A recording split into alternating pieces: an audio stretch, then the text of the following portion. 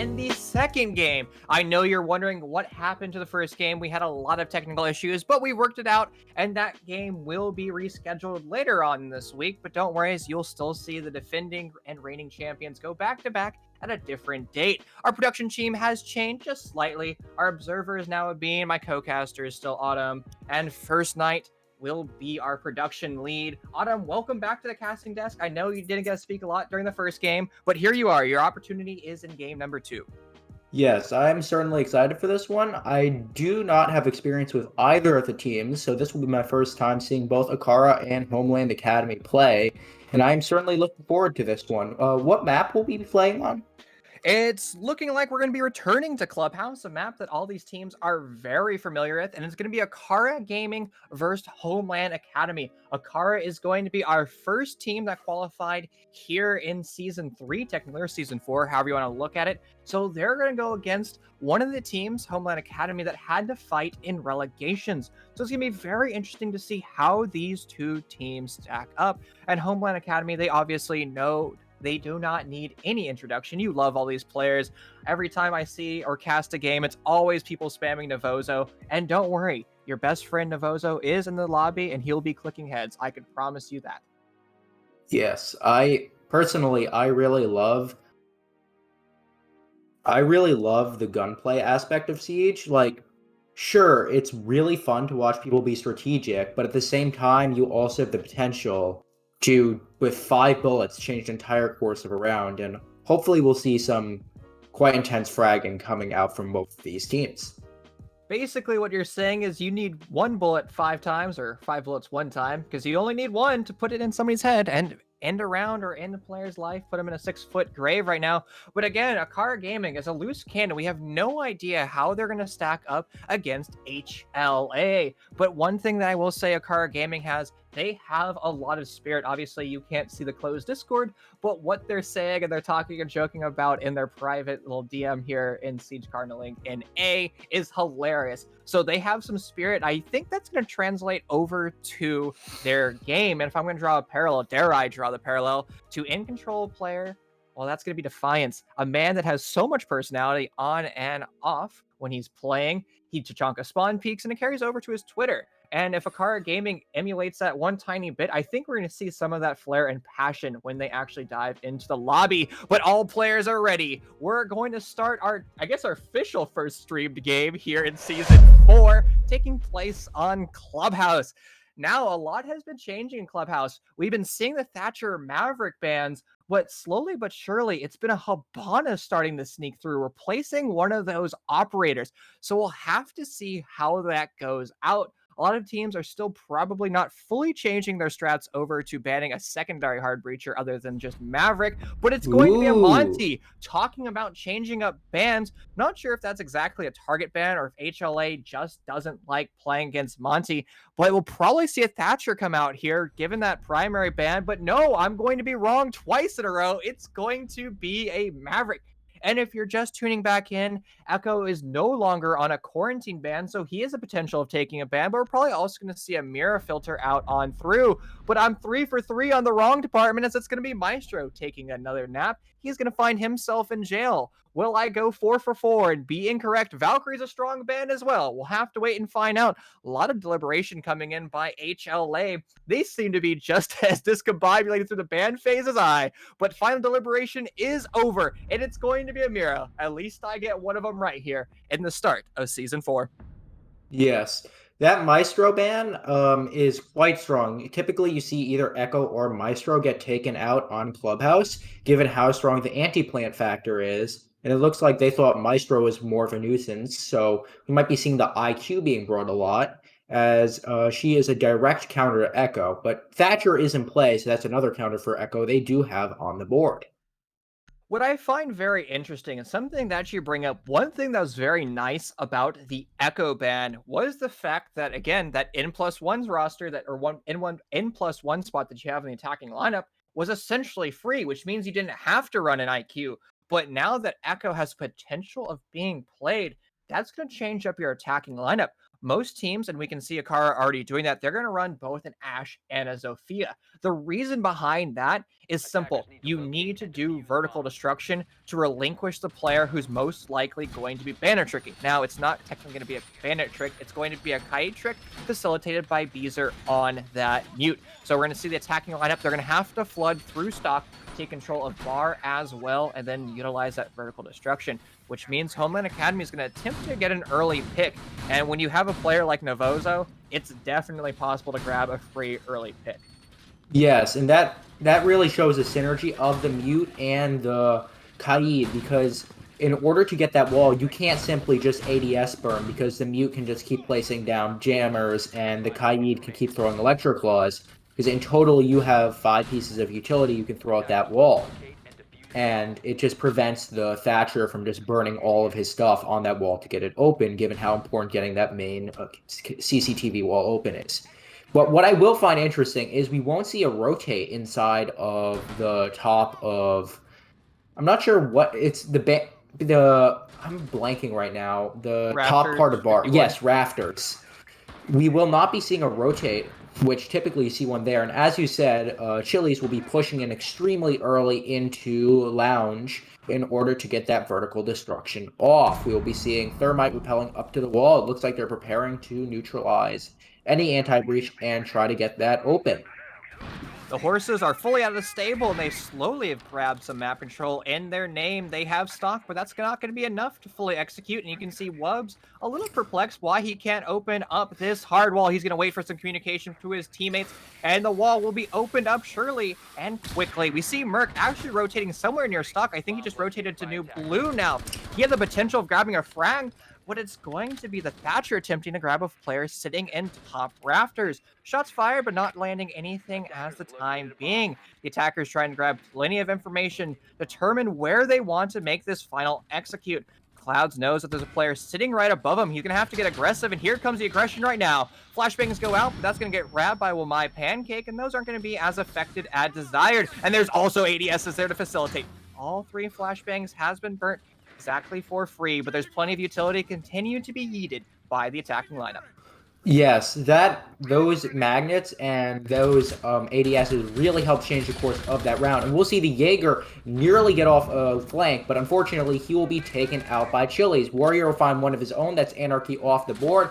An extremely aggressive push up red. Wubs will find one onto Novozo. That's a Thermite finding a kill. The smoke will be down. It's all into the hands of the mute right now, but he will not be able to find anyone and get taken out by Wubs. A flawless round from AcaRa Gaming.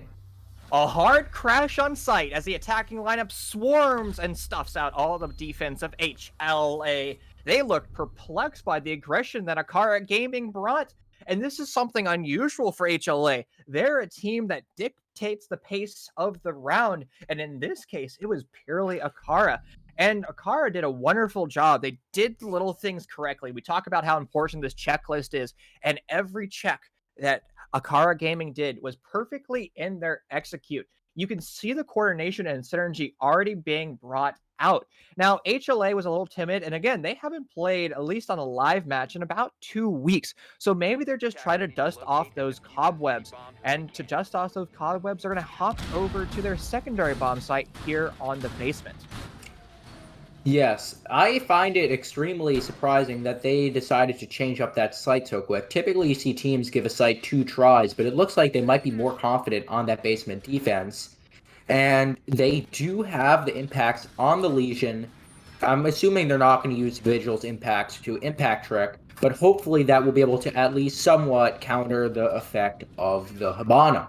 And as you said, that Hibana is extremely influential. I would think that first round went the way of AcaRa just due to that Hibana being able to give up so much vertical destruction and be able to really facilitate a great push onto the people inside of rafters. That Monty ban from Homeland might have been a mistake, because Monty, he's an issue, but if you just have a Legion or 2 players, he is almost completely useless. There's many ways to counter him. Autumn, I see an SSG style room, and it looks like the attackers might be rushing through Dirt Tunnel, and, well, they're all just kind of hanging on the west side of the map, not rushing. It might have just been a bait and switch to recall all the defense back to site. Impact tricks go out. It's going to be successful. Beezer just holding this position. He has the opportunity of grabbing a second charge, and just listen to the audio cue. He does. Beezer on an impeccable angle grabs a headshot, but his refrag is immediate, and his demise is confirmed. A wonderful showing by both of these teams. 2 dead bodies, 8 players left in this round. We're going to have to see how things pan out. It was very interesting to see Ashwell pre-open by the defense, but it obviously is working in their favor. But what's not working in the attackers' favor is this dirt tunnel execute.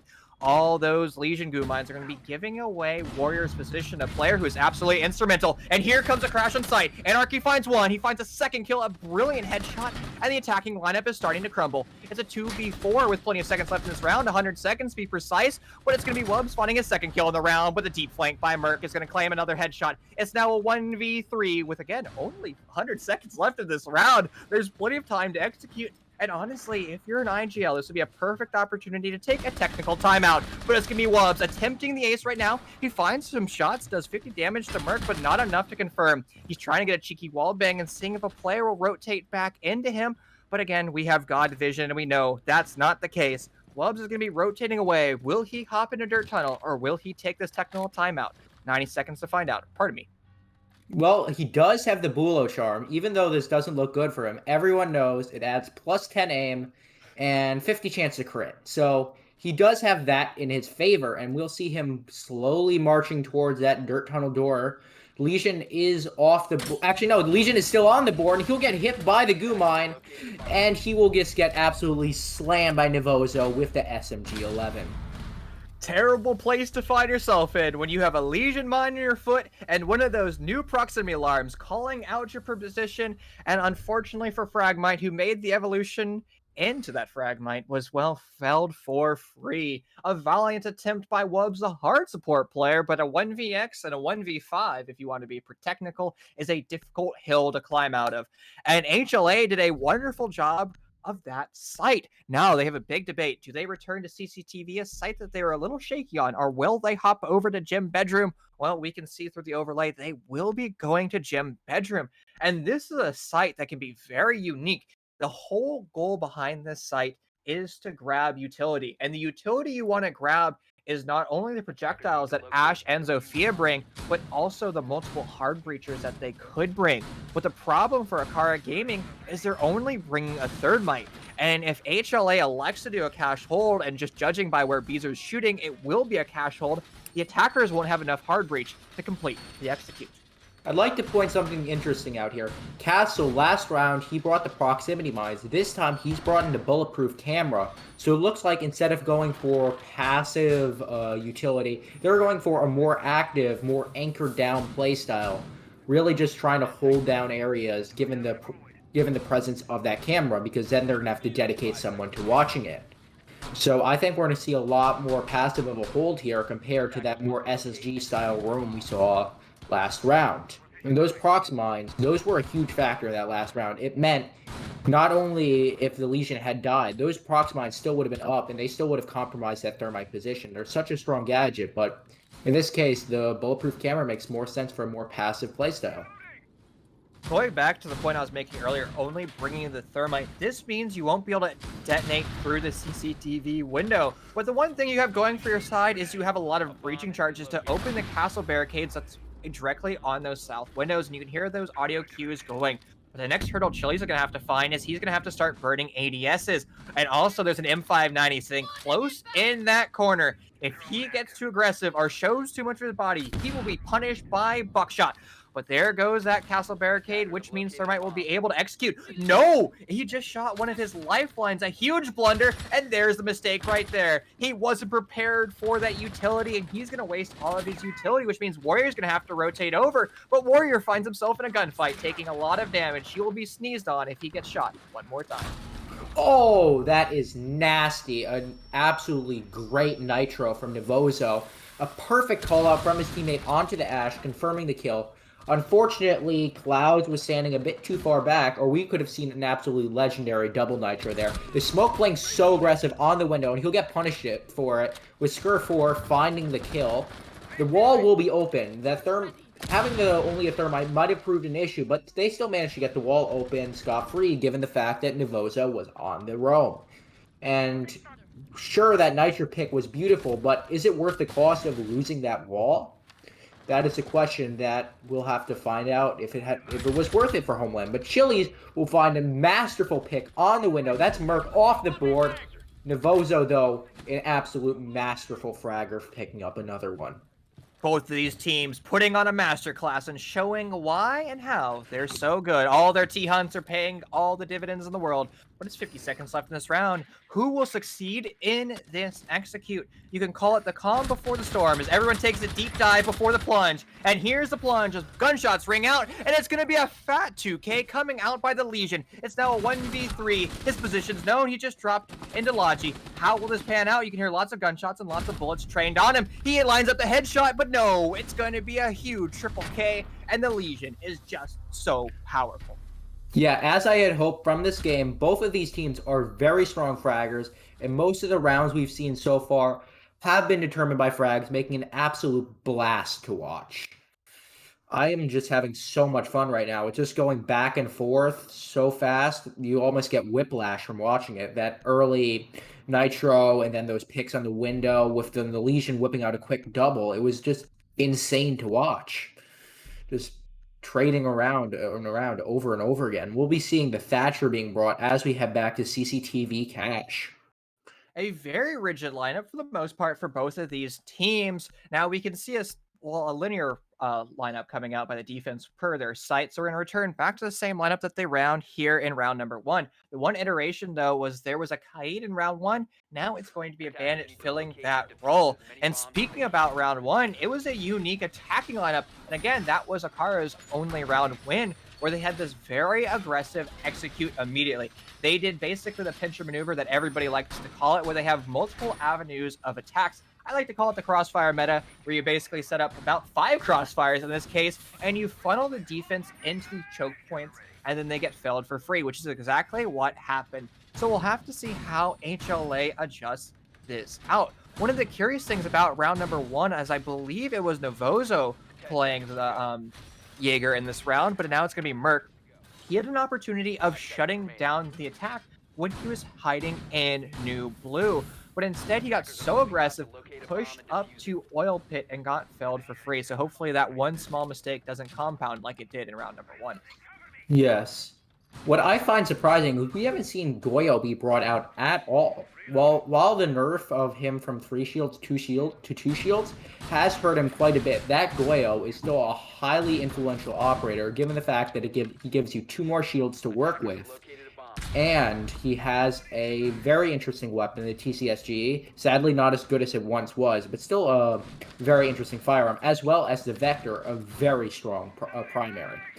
And we'll be seeing Chili's pushing in extremely aggressively below the Bandit, and he'll get 2 impacts off, not dealing too much damage, but preventing any future tricks. The Ash will also be in position. We'll see the wall get opened quite early into the round. I'm surprised they didn't allocate anyone into the lounge area, because you typically want to try and waste a bit more time of the attack than to let them get the wall off in less than a minute. And we'll be seeing an Ash charge come out, and Warrior will nearly find a pick.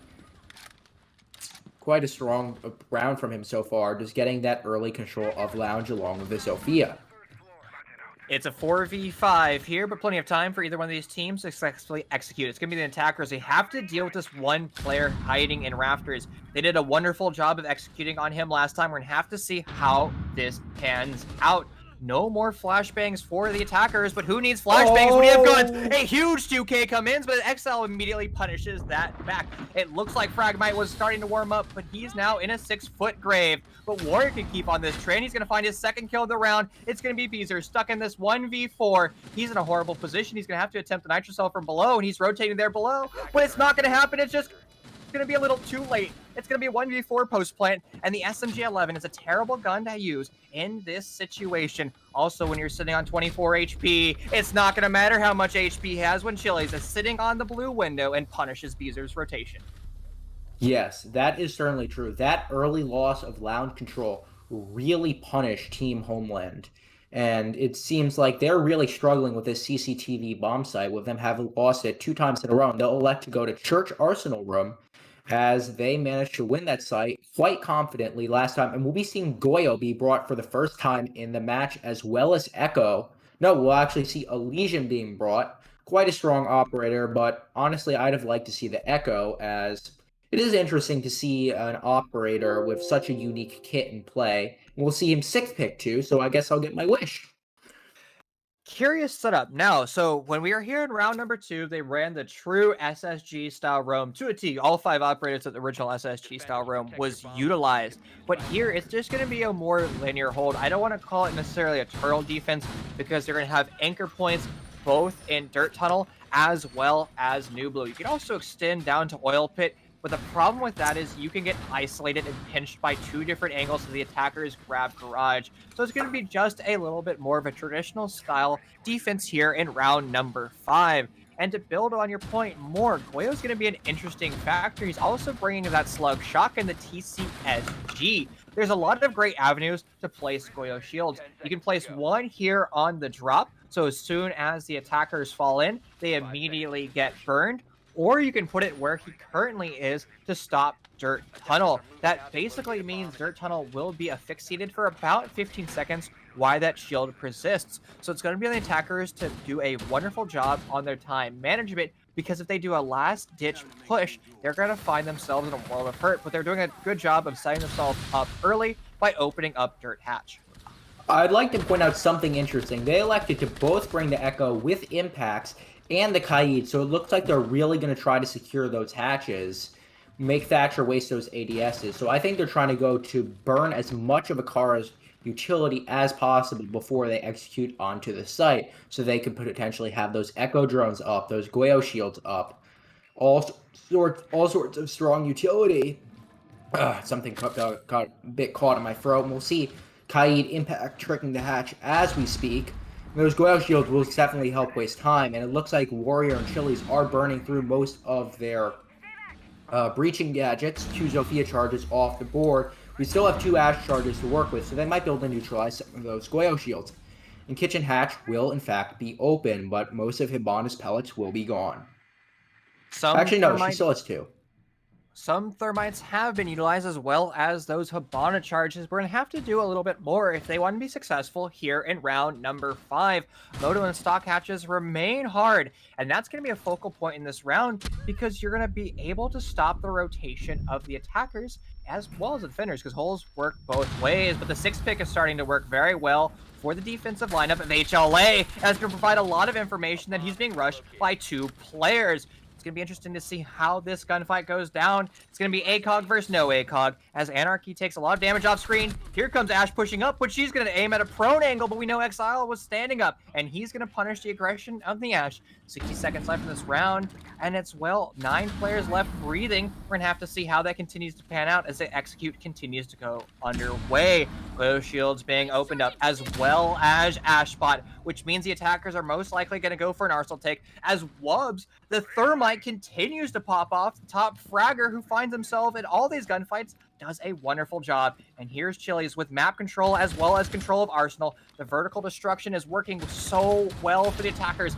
The bomb will be most likely planted momentarily, but it's actually Thatcher on the bomb who's just waiting for an audio cue. Here comes the plant. Will they be successful? Well, Chili's going to find one, and Wub's going to overextend and get fragged. It's now a post plant with plenty of down bodies, but it doesn't matter when you have your guns still up and active. You can see lots of gunshots being traded back and forth, not netting much of anything, but Beezer's on the big rotate, but he doesn't see the player lying prone. Cloud shuts that rotate down, but there's only one attacker left up. It's going to be Clouds, the man who is prone. A huge mistake coming out by both of these teams. Devosa's going to get self-res, and they're going to have to cover each other. But Clouds is in an impeccable position. It's going to be very difficult to get him out of here. How will the defense be able to deal with this?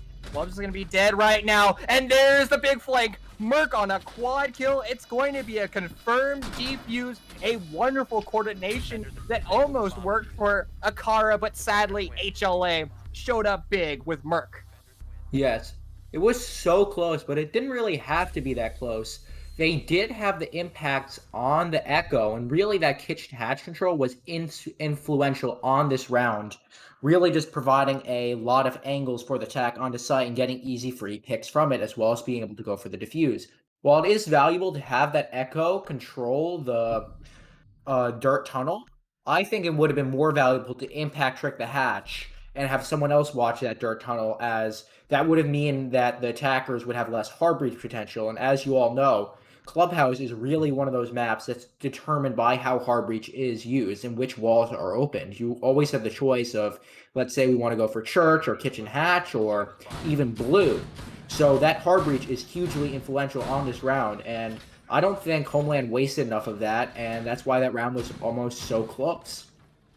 I mean, it doesn't really matter at the end of the day how much utility that you burn. If you can win your gunfights, that's really all that matters. What we were joking about earlier on before we went live was all you need is one bullet to kill. And HLA learned that, understood that, and execute on that flawlessly.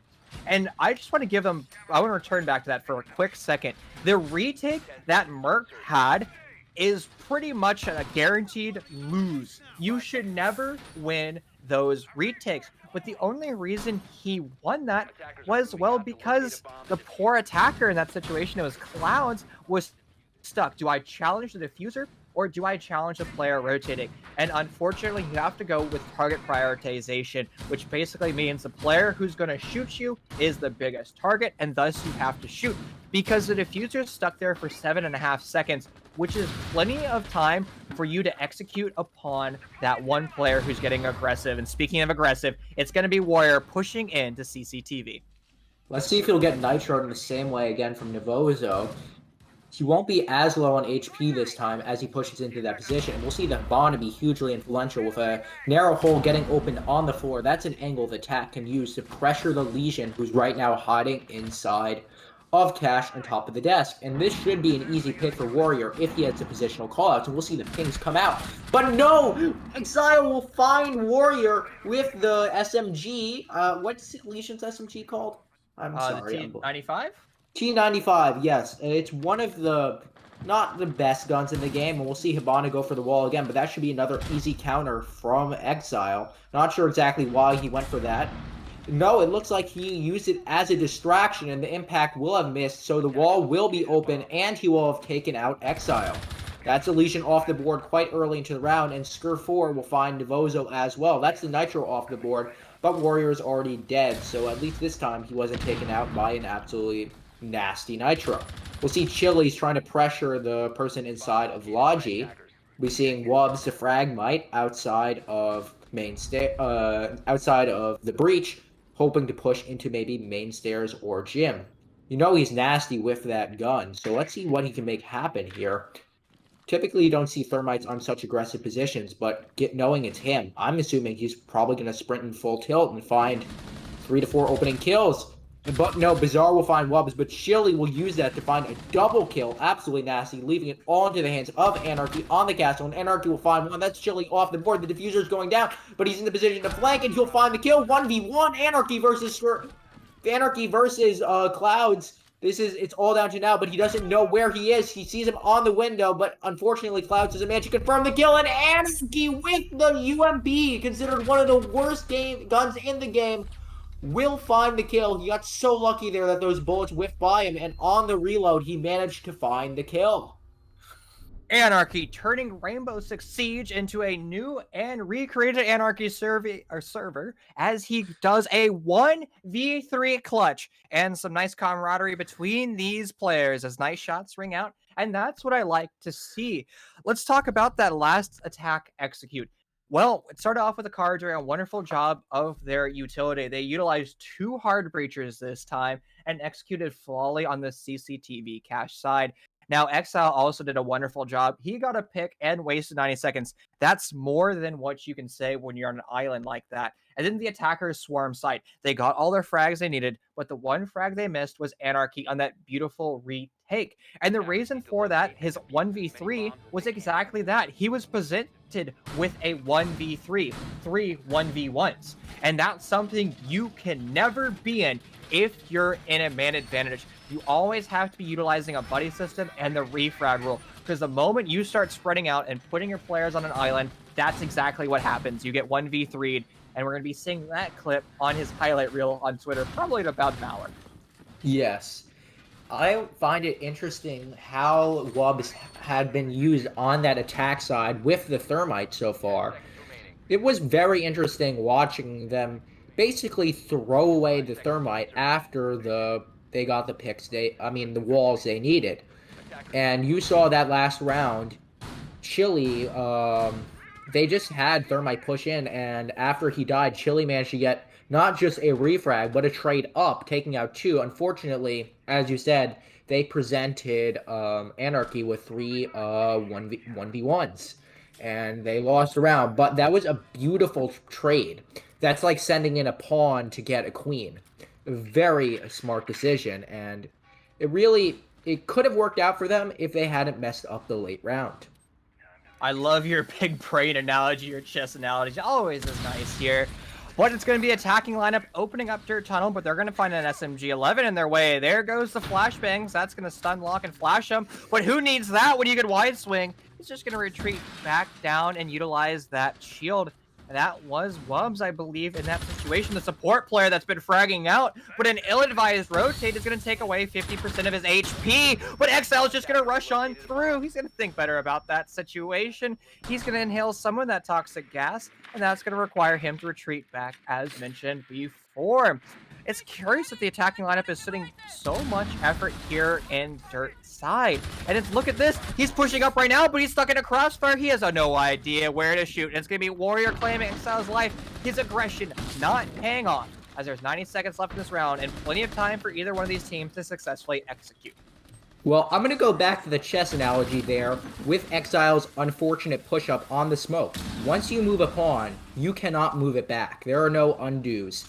And after pushing up on that smoke, he took the gas, he got panicked, he was on less HP, and when he got into those gunfights later, he was punished for it. You can't move that pawn back after you've committed it, and he got punished for that. And we'll see the smoke playing extremely aggressive, and he'll the IQ, an absolutely beautiful frag.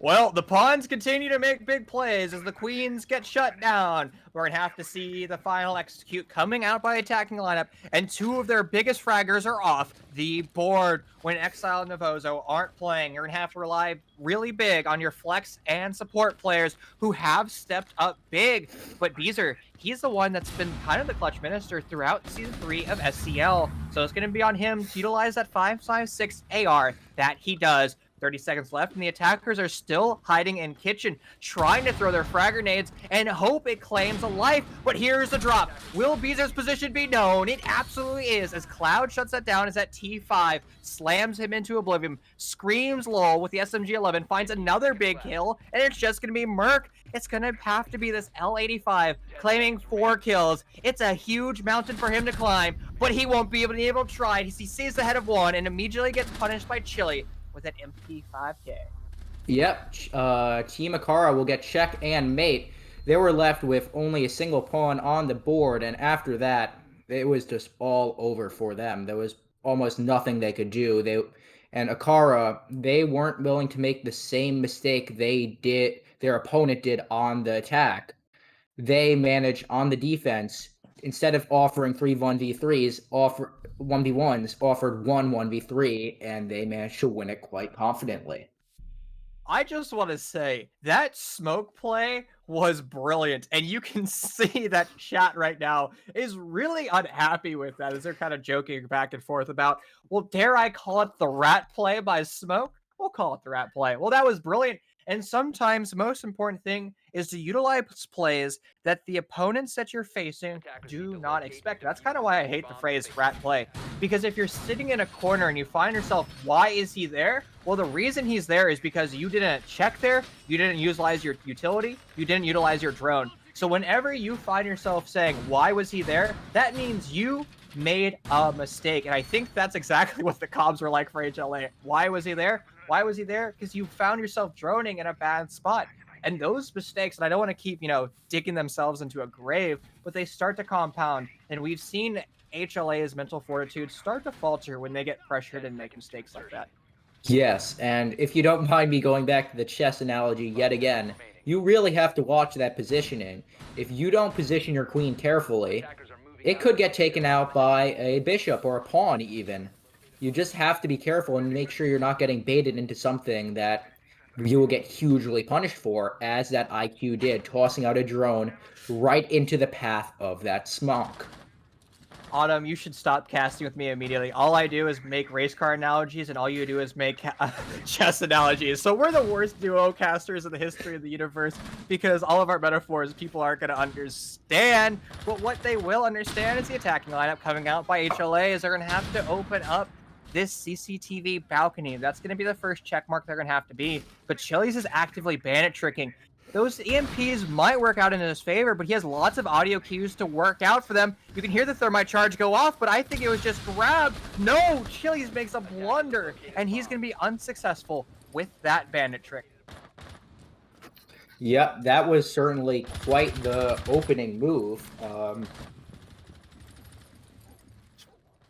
from the thermite, and as they say, they really are developing their position. Like, getting that wall open and the garage wall open will give them a lot of opening positions to work from. And they don't have a Habana on board. It looks like they did elect to bring the Capitao, which basically means they have one free push that can be redeemed using a single operator, just like a coupon for a free plant. And we'll have to see how they elect to use that voucher. Well, there's no free plants here in Rainbow Six Siege, and it's going to be Clouds finding exactly that. As he gets felled for free, he was a player sitting in rafters. I think he was afraid of getting asphyxiated and a run out from somewhere. No, that was actually from couches or wine. It's a rotation or a little murder hole made in wine by Warrior as he almost punishes Anarchy, doing 75 damage. But there's a player hiding in Harry Potter's. Exile finds a second kill in the round. Lot of bodies continue to fall, but he won't be able to find his second kill as Screams tacks onto the board, but immediately refragged by Navozo, a man who we haven't been talking about a lot this game. It's going to be another thermite kill as Beezer tacks onto the board, but Screams has plenty of life less than him. But he found himself in this 1v3. He has a hill to climb, but he's going to find himself stuck in a bad rotate in red hallway as Navozo takes a second kill of the round and a wonderful execute coming out by HLA. They certainly used that voucher effectively, using those smokes and those fireballs to get an excellent push. That was a beautiful play from the Capitao, using the fireball to dislodge his opponent's position and get an easy pick for them to be able to take the round. And they'll be bringing him yet again. They really want that free push voucher, and they're going to keep at it with that firebolt. Just an absolutely strong gadget, especially since that rework where the fires fall down instead of quite simply hitting at the impact point. But we'll see a gym bedroom defense coming out from team. I'm sorry, could you remind me AcaRa. again? AcaRa. I don't know how I keep forgetting that. Team AcaRa. But they will be going to the gym bedroom setup, and I find it interesting that they have brought the proximity mines on Skir 4. So we'll probably be seeing a more aggressive setup from them, which is what I would expect to see, as those prox mines are a lot more passive, meaning you don't have to commit an operator to watching them for you. Now, I do want to quickly say that I very rarely see a brand new team enter a league and have so much support. I just see a ton of AcaRa fans screaming in Twitch chat right now, shouting out their favorite teams. And honestly, I want to say their pink hammerhead shark logo is so cool. Like, whoever your graphic designer is and the idea behind that logo, like, great job, my friend. I absolutely love it. But what I also love is Rainbow Six Siege, so let's dive back into round number 9. And it's going to be Gym Bedroom. And as mentioned before, it's going to have to be a very linear hold, and it's going to come down to how well the attacking lineup utilizes their utility. And the same fallacy that AcaRa found themselves in round number 3, HLA might find themselves in, because they're not bringing 2 hard breachers. Remember, Maverick is banned, so that means Habana is the only hard breacher you can utilize. And the fact that CCTV wall is reinforced from the outside is going to force the attacking lineup the fatal funnel up through red and garage rafters that we see Merc pushing through currently. And we'll be seeing the pawn move to e4 as Bazir, Merc, and Exile begin to push into that I'm sorry, my bad. That CCTV room as they prepare to go for that execute. They know there are defenders waiting in there for them, so they'll be put in a position where they have to use that utility effectively, that sledgehammer, those breaching rounds to really get control over the cash room and try to force out the defenders from the position. Because it's not really, while frags are a huge thing in this game, positioning is so important, and you may have to make sure you have good positioning, and we'll see the defenders start to fall out as those frag grenades rip off. And I don't think they've committed, no, they haven't committed any thermite charges. They managed to use their own rotate hole against them, but no, Jaeger will find a masterful pick using the Sicilian defense of the carbine to rip the head off of Nivoso. A beautiful play and a very calculated retreat. Well, it's going to have to be a calculated attack from HLA if they want to rebang from this man disadvantage. Exile sees one. He's not going to elect to shoot. A little hesitation, but he's still going to punish Cloud. He's bringing us back to equal man count, and a terrible rotation coming in as Warrior gets punished. Exile has been showing up big for his team throughout these attacking rounds. He's going to spot a second one. Another defensive player might fall to the same rotation. A bad drone positioning actually from Exile as he just looks the wrong way and allows that player to rotate back. It was almost a 3-3K this round, and he somehow misses the headshot. Everybody's peeking Exile, but he's just letting all of his headshots, so I don't know why you can do that, especially with 30 seconds left in this round. The defense, what they have going for them is the fact of time management, and you can't be peeking. The only way you should be peeking is if you get naded or those Captile boats, which were surrendered early on. There's going to be 20 seconds left, and the attackers are going to still execute on this site. And here comes a crash on the site as 2 big kills come out. But Chili's has plenty of life left him as he finds 2 big kills, though. His rotation is known, but Arrow's trained. But no, Chili's going to win again. He's on a triple K, and here comes the rush. But unfortunately for him, the SMG-11 puts him in a 6-foot grave. Homeland Academy almost fails this round, but who can save it? It's always Merc, the man who's been clutching up big constantly for HLA. You know, I'd like to point out an interesting fact. Race car spelled backwards is also race car, and clutch spelled and a excellent push spelled backwards can also be a clutch, which it gets you the same result, a round on the board, and we'll see Merc just spelling race car backwards and getting that beautiful clutch. Oh, so close to defeat. Let's not do wordplay, please. Let's not do wordplay. My 3 brain cells can't handle that. Sorry, I interrupted you. You were saying, my friend? This is an absolutely masterful clutch from Merc on the sledge. We'll be seeing the basement bomb site this time, with Clouds electing to bring the Legion. We'll have to see how he elects to use those goo mines. They're quite a strong gadget, even with their nerf where you can no longer see exactly where they are. That sound cue is very strong, especially if you have an operator nearby to hear it. And that's the important thing that most teams overlook. People are like, oh no, he's been nerfed. But teams of this caliber really rely on audio cues. And you can see it by most of the plays that these players, utilize. I don't want to say that they're, just relying too much on their headsets, but to a certain extent they are. And again, audio cues are absolutely imperative. And you can see it at every level of play. But one thing that's important to note, Homeland finds himself 6-3 and on match point in round number 10, which means it's going to have to be a 3-round comeback for AcaRa if they want to confirm 1 point. And that's exactly what HLA has done. They have confirmed 1 point. So will it be HLA claiming all 3 points and being the first team in Season 4 to get any points in the standings? Or will it be AcaRa making the reverse sweep? We'll have to find out, and no better time to find out when utilities flag Dirt Tunnel. Yes, and we'll see a classic opening move as they begin to push into that Dirt Tunnel, just trying to get a bit of early control and dislodge any of those defenders hiding in there for when they decide to either push blue or kitchen hatch. We'll see a single smoke canister get ripped as they just attempt to slow down that push, but we'll be seeing Bazir being used as a pawn as he begins to push up into the Dirt Tunnel, trying to find any frags he can. Actually, no, it looks like he'll just hold his position, seeing if anyone will dare challenge him. Probably a bit smarter to do that, while they manage to use Wubs quite effectively as that fragmite.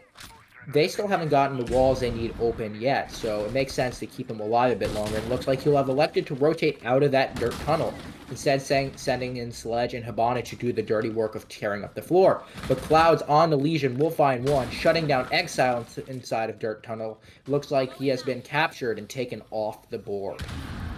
Yeah, the pawn, no, I won't call him a pawn. I'll call him the king. Exile is an amazing character, an amazing person, and he deserves more than just being a pawn. But he's going to find himself in a nice 6-foot dirt nap. But his teammates have plenty of utility to execute, and that's exactly what they're going to do. An impact trick goes out, but it's not going to claim all the Hibana charges. A single charge is going to go off. Pardon me, actually, all of them are grabbed. A late audio cue on my end. And are they going to be able to audio trick it again? No, the Thermite's going to go off. Warrior's going to find the board, and more players of Homeland Academy begin to fall. It's a 2v5, but if anybody's able to come back from this, it's going to be Merc, and he has a huge kill to climb when his teammate Beezer gets slammed, and he's going to be slammed even harder. As Warrior, I believe he picks up a 4K in this round. A beautiful shot for the first one, and it's even better for the second one. Somebody stop this man.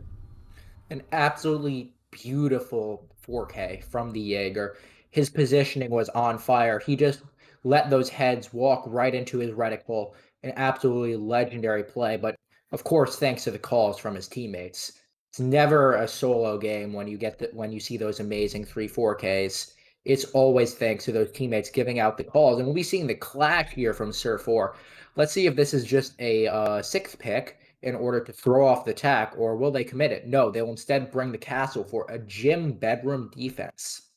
Well, Scream's Lol was going to live up to his name and make the attacking lineup of HLA scream when they have to deal with that clash, but he's going to make a more sensible 6-pick and move over to a castle. And this is Castle's best site. He is so good here for one simple reason.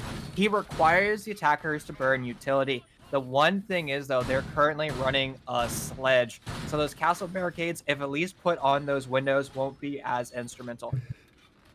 Yes, we'll see the Jaeger being brought out as well. I'm surprised we're not seeing a Wamai here. I think more teams should consider running the Wamai on the gym bedroom defense, just given how many more throwables he can soak up, and you can really just completely hold that that main wall inside of Red Hallway. Not Red Hallway, what is the hallway called that wraps around the gym bedroom? I'm just blanking right now. I call it Sin, so Central. Because it's Central Stairs, the technical name. Every team has a different call out. I just call it Sin because it's easier to say. And if you're familiar with my IGLing at all, I just abbreviate everything. So Central Hallway, Sin. Everybody has their own names, but that's what I like to call it. Yes, but that Wamai could definitely help bolster our defense.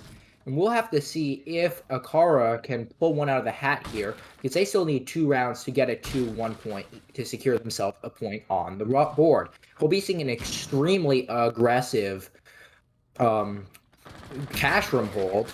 For a second, I was wondering what those bags of money were called for a second there, those Benjamins. But we'll be seeing Merc in a position to excellently neutralize those castle barricades. In fact, I think we'll be seeing a frag grenade get ripped over the wall. But no, it won't. No, it will down Clouds. And unfortunately, this is not ranked, so he does not have the point. So he will not know that kill had almost been secured, and Clouds will get picked back up. But we will be seeing that voucher on Navozo start to get redeemed with those. Oh my God! Did you see that? The double nitro. Navozo managed to find some frags there, 2 of them to be exact. But unfortunately, those double nitros will have been ripped out, and we'll see Bezer put into check as he is down with the diffuser, but he will get picked back up out of check and back into the board. They still have that thermite on the map, so they can still get some of those walls open. And I just want to say how important those nitro kills were. They were not facilitated by information, but this potential kill Beezer will be getting or could get is facilitated by information. But no, the player that he drew now is going to be sensible and rotate back. The last time we were in Gym Bedroom, we saw an amazing play come out by HLA. What looks like AcaRa Gaming. They're just playing it more passive, which is the advised strategy. HP advantage very much in favor of AcaRa Gaming as they continue to play the passive game. They're holding tight angles, waiting for the attackers to move to them. When you can see utility dump comes out, it's gonna be XL vaulting in, claiming the head of one, but his refrag is immediate as Chili just continues to pop off, claims 2 perfect kills, and it's now just Anarchy stuck in this 1v2. He's clutched 1v3s before, so this is gonna be an easier round for him as he throws out his EMP just to mask the sound of him vaulting in. But he's stuck in a crossfire if he doesn't know this. He sees a player rotating in a closet, but he doesn't elect to take the shots. He's going to attempt the plant, utilizing that auto queue to start the attackers, or pardon me, the defense to swing out on him, but nobody's going to take the bait. He's going to have to start the plant, and here it comes. The shots ring out. He's going to get off the plant, and the defense continues to play the passive game. So Anarchy elects to get aggressive. He tries to swing on one, shoots, but doesn't land anything. Now he's stuck to plant. There's not enough time left in this round. The defense knows it's the bait and switch, and they're going to have to get aggressive. The wide swing comes out by 1. He downs 1. He sees the back of the head of a player, but he doesn't elect to do anything. He has pistol out. He claims a down body. What an excellent masterclass of the round there comes out as Bandit just plays the hide-and-go seek and wins out the round for AcaRa Gaming. What was a match point in round number 10 is match point in round number 12. AcaRa wants to bring the draw. Will they succeed here in round 12? We'll have to find out. You have 3 minutes to learn. I wonder what Nyx will make of that window hop out. Someone better tag him on Twitter. Oh, don't do my mans like that. Oh. Yeah, we'll be seeing the Echo brought from Skir 4. And actually, no, they will bring the Clash for the first time in this game. We'll see if the angry British lady can, in fact, shut down this round and get them the draw they need. There is a trick where you can use Clash's shield to block Sophia stuns heading in through the door. And we'll have to see if they elect to use her in that way. It's curious, Clash is an operator that doesn't get a lot of love because she's very difficult to deal with from attacking lineup and also very difficult to play. I mean, let's be honest too, nobody likes to play her. Clash is one of my least favorite operators to use to go against. She's just awful. You have a bunch of bullets flying your way, and honestly, I'd rather do a Monty. But Clash is also bad rap because she just zaps the crap out of you. And honestly, on a side note, I think she's one of the operators that's going to be getting a rework. And my argument to that is, since Tachanka's getting a rework simply because his gadget gets messed up and nobody uses him, so the opportunity cost of keeping his gadget in game, it just doesn't make sense. Clash is another operator who doesn't get used, and her gadget breaks the game. So I'm assuming she's going to be getting a real rework like Tachanka in the games. But let's return back to round number 12 as we see the teams continue to battle out and the horses are let out of the gate. Well, I'd like to point out that this Clash pick might actually be 3000 IQ, given the fact that Homeland did ban out the Monty, showing they're not comfortable going against shields. So we'll have to see what they can make happen here, and Bezer will find the Clash. They will, in fact, know that she is on the board. Again, Clash is one of those oppressive operators that shuts down everything, but she's going to get shut down by those asphyxiating bolts and be put down to 30 HP. The pick might not be working out for AcaRa Gaming as the linchpin, the apex point in this round, is taking so much damage. Novozo using his utility perfectly, but they're still struggling to open up the CCTV breach, a wall that they executed on flawlessly the last time we returned here in round number 8. I do find it interesting that they have the Clash solo right now. I find that she is strongest used, and this has been seen in Pro League, where they basically use her as a giant mirror window, and we'll see Warrior find the opening pick onto Exile. Well, more bodies continue to fall for HLA, and this game's starting to look like it's going to be a tie. 9 players left breathing, which is plenty of time and execution ability for both of these teams. And if you look at the utility lineup that these teams are running, 2 frag grenades and 1 asphyxiation bullet, as well as a smoke grenade is a big deal. But the frag grenades are going to be ripped out. Will it claim Bandit's life? Chili's going to take a little damage, but he's going to rotate away. That time's going to be enough for the wall to open up. And Chili's a valiant effort for him, and he's wasted so much time. He's almost wasted 2 minutes. Again, plenty of time to execute. As an attacker, you only need 3 seconds in theory, so 60 seconds will be a luxury. But one of the things they're going to have to do is kill the players sitting in rafters. That's Wamai. He has a lot of utility, and the fact that he's alive with 60 seconds left in this round means all 5 of those pancakes are going to be in effect, which means it's going to be so difficult to push him out, especially utilizing those fire bolts, which are directly affected by those pancakes. But Beezers looks like he's an audio cue, and here comes the push in. No, it's just a bait and switch, as that rotation hole is going to be his bane, and he knows that Wamai is looking exactly there. Webs are going to be filled off screen as Navoso finds his 7th kill in this game.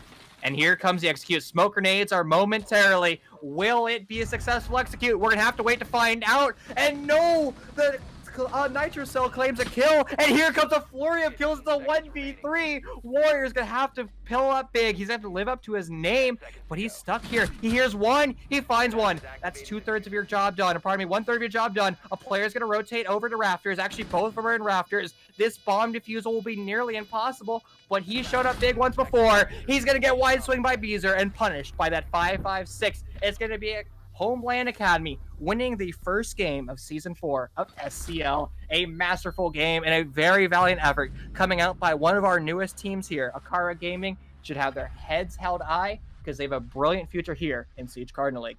Check and mate, certainly. Well, and again, I love seeing these teams of this quality battling out, and especially when you're such a new team, showing so much promise. And in the beginning, both of these rosters were just a little shaky on the start of things because they're just probably dusting off the cobwebs.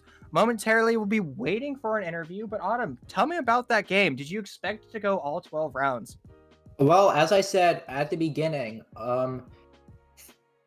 Clubhouse is really one of those maps where you're expected to go all 12 rounds. It's extremely defense-sided, so when you see that swap happen, it really puts you in a situation where now the team that's been defiant so far on the game will now be on the weaker side, and we'll typically see a reverse sweep sort of come out, and that almost happened with AcaRa going 5-7, so close to getting that draw, but unfortunately, with a masterful window hop in from the Capitao and a Claymore finding an easy pick, it just didn't work out for them. That Claymore was perfect. That was through a drone hole. And currently we're waiting on Navoso. He says he's in the waiting room, but I clearly see him not in there. So this man can frag, but he apparently can't read right now. But we're just gonna have to wait him to make sure he's in the right place. And there he is. Navoso figured out where we are, my friend. It's been quite a while since we've spoken. How are you doing? Welcome back to Season 4. I'm doing good, man. Thanks. It was a good game. That was a brilliant game. It was a nail biter to the end that AcaRa almost brought it back. But my highlight of that round was poor Clash getting yeeted to oblivion because of that Claymore through this road hole. Now, before we get serious in this interview, I just want to talk. Why did you flash yourself walking up red stairs? I believe that was round number 10. It was just a complete accident. I kind of fiddled around with my keys a little bit, messed up. It's okay. The only reason I bring that up is I know I can joke with you. But talk to me about your preparation for Season 4 of Cardinal League. You guys showed up big. I know you guys were definitely on the back foot when you guys had to fight relegations, but you won that masterfully. So what did you guys do from your relegations game over to Season 4? After relegations, we really had like a few weeks with very minimal amount of games and leagues, so we had plenty of time to scrim. We went over a couple role changes. We switched Exile to the main entry off of support, and then we switched Beezer to support. So we've had time to really, iron that out, get better with that, and more time to practice and prepare. I mean, your practice is definitely showing right now. Now, did you expect AcaRa Gaming to be such a formidable opponent, especially for a new team entering Season 4? We didn't know what to expect. Merck did know one of their players on their team, and he did point out that they played pretty aggressive, and I think that really showed during that game. They were a very aggressive team, and it kind of caught us off a little bit. We weren't prepared to play against it, but, we closed it out. I mean, you guys did a wonderful job. Autumn, any questions for my friend here? Do you play chess? Rarely. Well, I think you should with some of those big brain plays you had during that game, especially that Capitao window hop in during that last round. It was just absolutely masterful, as well as that Claymore. It just really beautifully worked out for a fantastic execute, putting that Jaeger in such a poor position for the retake.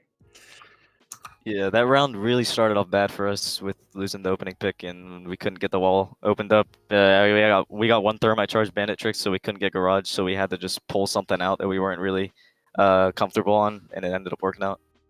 See, that's the beauty of you guys. You guys are always comfortable, even in the face of adversity. Now, you guys have a ton of support out of any league here in SCL. You have one of the biggest fan bases. Defend the Homeland is spammed in every single game I cast. Even if you're not playing, there's still someone spamming Defend the Homeland. So apparently I tracked you guys. Anything to say to your abundance of fans?